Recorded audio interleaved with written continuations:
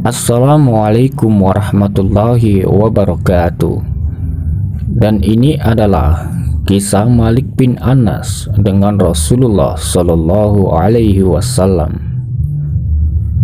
Allahumma ursukhu ma'alan wa waladan wa barik lahu. Ya Allah, berikanlah ia harta dan keturunan dan berkahilah dirinya. Doa Rasulullah Shallallahu Alaihi Wasallam baginya. Anas bin Malik masih dalam usia belia saat ibunya yang bernama Al-Gumaisyah mengajarkan kepadanya syahadatain, dua kalimat syahadat. Al-Gumaisyah mengisi hati Anas untuk mencintai sang nabi, pembawa ajaran Islam yang bernama Muhammad bin Abdullah. Anas pun langsung tertarik untuk mendengarkan.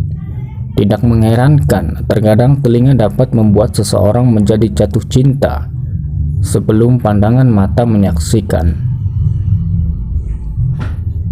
Betapa anak yang masih dalam usia belia ini berharap untuk pergi menjumpai nabinya yang berada di Mekah. Rasulullah Shallallahu Alaihi Wasallam berkenan untuk mengunjungi mereka di Yastrib agar ia puas melihatnya dan bergembira karena telah berjumpa dengannya.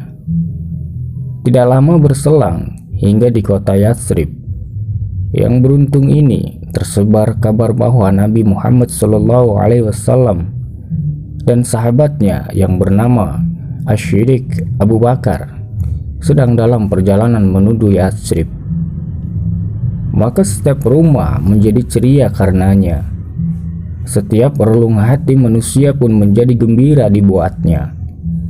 Semua mata dan hati manusia menjadi tertarik untuk menanti perjalanan yang disusuri oleh Nabi Muhammad SAW dan sahabatnya menuju kota Yatsrib. Para remaja setiap pagi berteriak, "Muhammad telah datang." Anas bersama bocah-bocah kecil lainnya berlari menuju ke sumber suara. Akan tetapi ia tidak mendapati apa-apa dan akhirnya ia kembali dengan hati yang sedih. Di suatu pagi yang cerah dan segar, beberapa orang pria di Yatsrib berteriak seraya mengatakan bahwa Nabi Muhammad SAW dan seorang sahabatnya hampir tiba di Madinah. Beberapa orang pria dewasa bergerak menuju jalan yang disusuri oleh Nabi Muhammad SAW. Mereka semua bergegas secara berbondong-bondong berlari menghampiri Nabi Muhammad SAW. Dan di antara mereka juga banyak anak dalam usia belia yang dengan wajah berseri dan hati bahagia pergi menyongsong kedatangan sang Nabi Muhammad. Di barisan para anak usia belia tersebut terdapat seorang anak yang bernama Anas bin Malik Al-Ansyari. Tibalah Rasulullah Shallallahu Alaihi Wasallam bersama sahabatnya Asy-Syidik.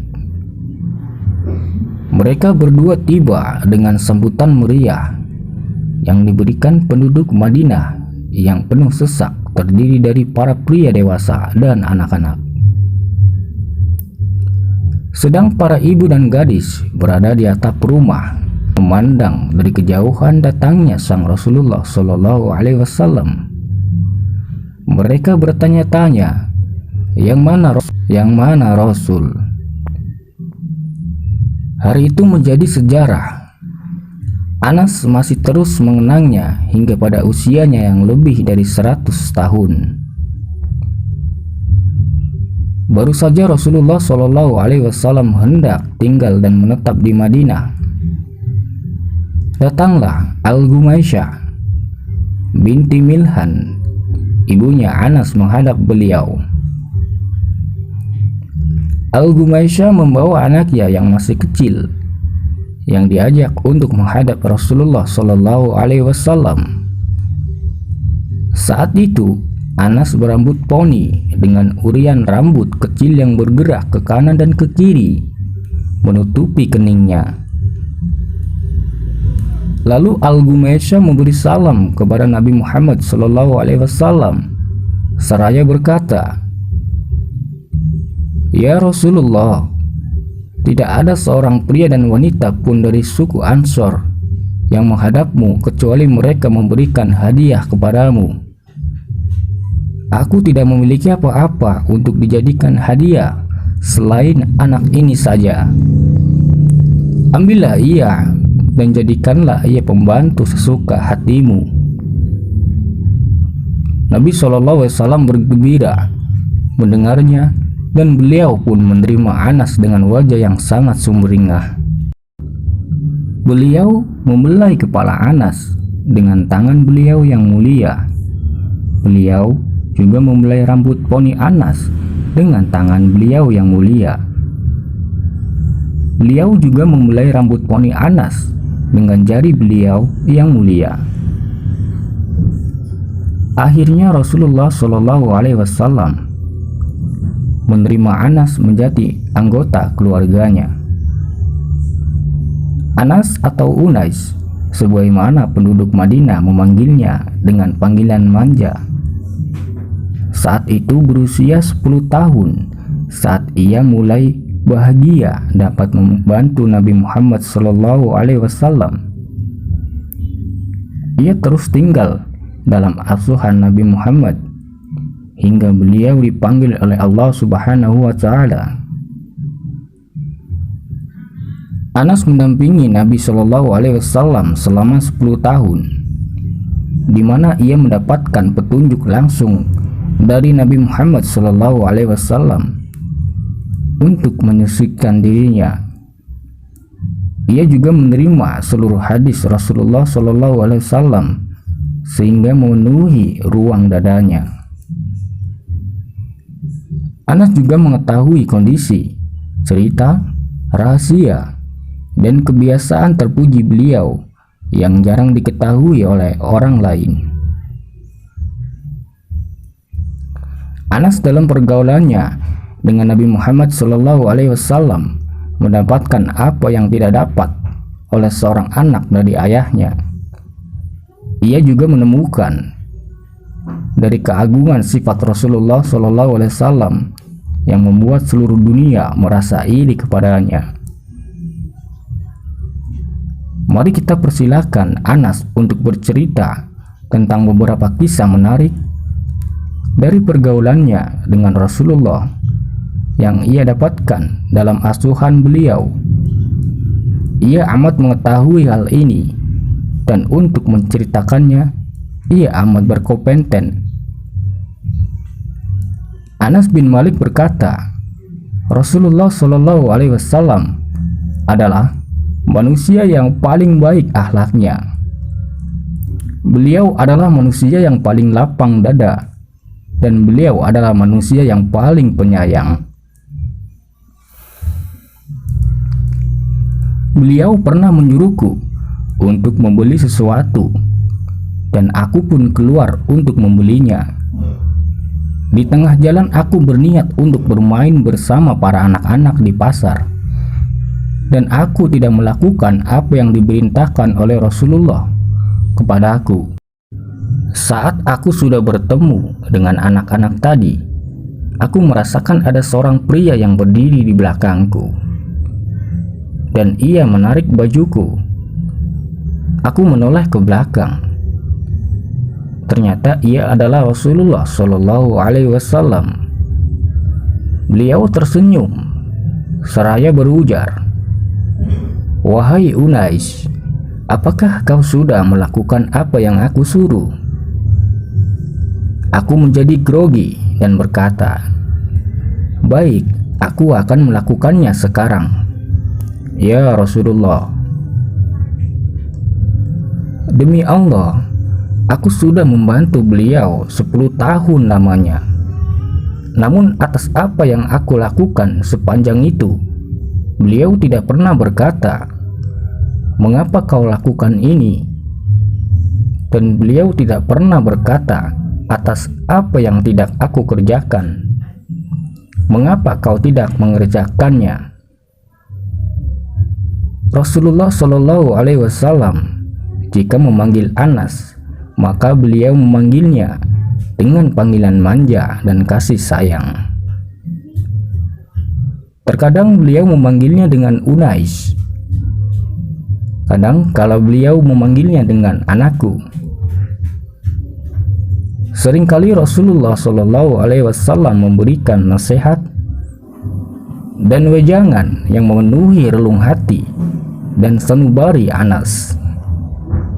Salah satunya adalah nasihat beliau kepada Anas, "Anakku, bila kamu mampu berada di pagi dan sore hari tanpa hatimu pada siapapun, maka lakukanlah.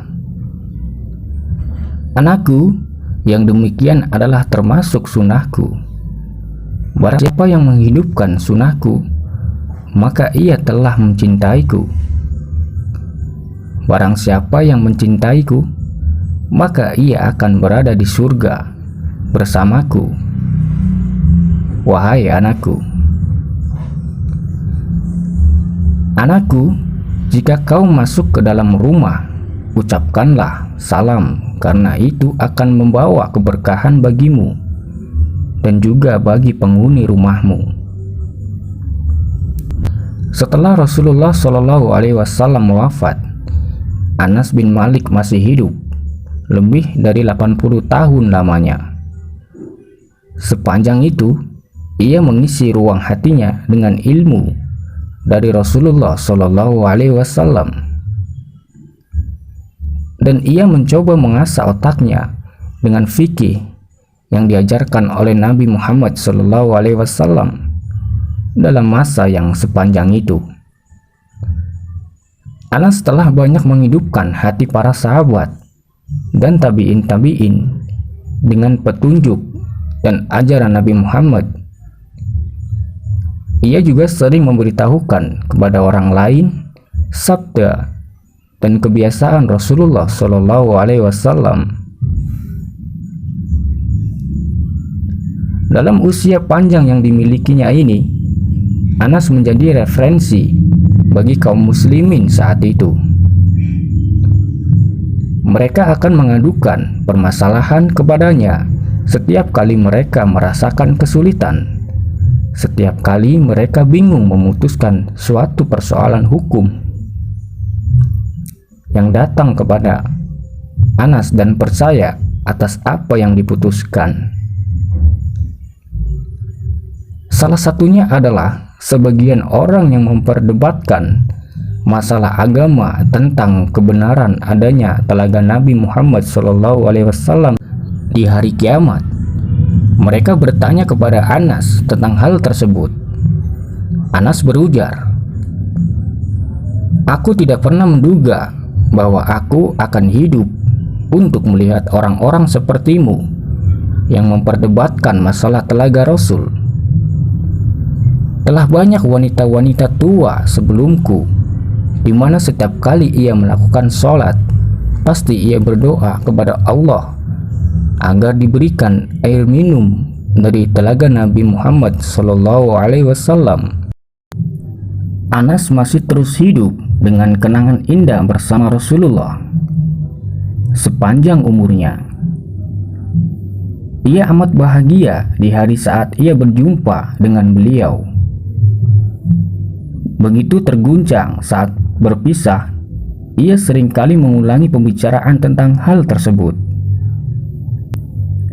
berusaha mencontoh Rasulullah SAW dalam perbuatan dan ucapannya.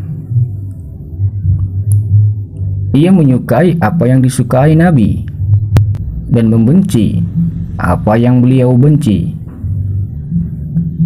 Hal yang paling sering ia ingat saat bersama Nabi Muhammad SAW adalah 2 hari. Hari pada kali pertama ia berjumpa dengan Nabi Muhammad, dan hari di mana beliau wafat pada terakhir kali. Jika ia mengenang hari pertama ia berjumpa Rasul, ia menjadi gembira dan semangat seolah ia menghirup bak. Namun dia terbesit dalam benaknya hari yang kedua. Ia menjadi sedih dan menangis. Malah ia mampu membuat manusia yang berada di sekitar saat itu menjadi menangis. Seringkali ia berkata, "Aku melihat Nabi Muhammad SAW saat beliau datang kepada kami, dan aku pun melihatnya saat beliau wafat. Sampai kini aku belum menemukan hari lain seperti hari kedua hari tersebut." Pada hari beliau datang ke Madinah, beliau mampu menerangi semuanya. Dan pada hari ia hampir melangkah menunya, maka seolah semuanya menjadi gelap. Kali terakhir aku melihat beliau adalah hari Senin, di saat tirai kamar beliau dibuka. Aku melihat wajah beliau seolah lembaran kertas. Saat itu semua orang berdiri di belakangku. Abu Bakar seraya memandang ke arah beliau. Hampir saja mereka tak kuasa menahan diri. Lalu Abu Bakar memberi isyarat kepada mereka. Lalu wafatnya Rasulullah SAW. Di penghujung hari itu, kami belum pernah melihat pemandangan yang lebih menakjubkan hati kami saat kami mengubur jasad beliau dengan tanah. Rasulullah SAW seringkali mendoakan Anas bin Malik. Salah satu doa beliau untuknya adalah, Allahumma ursukhu malan wa waladan wa barik lahu. Ya Allah, berikanlah ia harta dan keturunan, dan berkahilah hidupnya. Allah Subhanahu wa Ta'ala mengabulkan doa nabinya, dan Anas menjadi orang dari suku Ansor yang paling banyak hartanya. Ia memiliki keturunan yang amat banyak, sehingga bila ia melihat anak serta cucunya, maka jumlahnya melebihi 100 orang. Allah Subhanahu wa Ta'ala memberikan keberkahan pada umurnya, sehingga ia hidup 1 abad lamanya, ditambah 3 tahun lagi.